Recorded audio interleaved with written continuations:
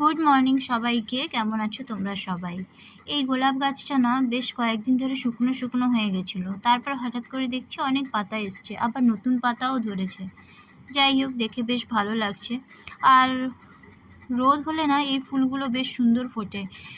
এখানে আবার নতুন একটা কালার দেখতে পাচ্ছি, এটার হয়তো মা ডাল এনে লাগিয়েছিল, আবার বসিয়েছিল, আমি বুঝতে পারিনি। ফুলটা বেশ সুন্দর লাগছে কালারটা, তাই না? অরেঞ্জ আর পিঙ্ক কালারের মিক্সিং।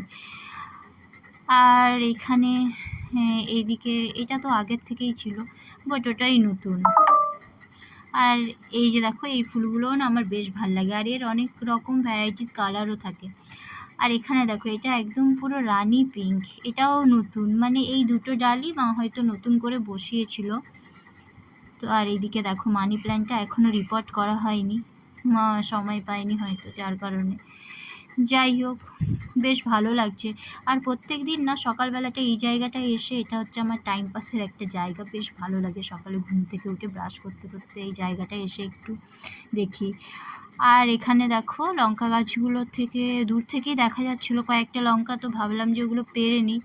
ওগুলো পেড়ে নিলে তাহলে আবার লঙ্কা গাছে প্রচুর ফুলও এসেছে, পুরনো লঙ্কাগুলো পেড়ে নিলে তাহলে আবার নতুন করে এগুলো ফুলগুলো ঝরে না যেয়ে আবার নতুন করে লঙ্কা হবে। তো সেই কারণেই বেশ কয়েকটা লঙ্কা হয়েছিল, যেগুলো আমি পেড়ে নিলাম।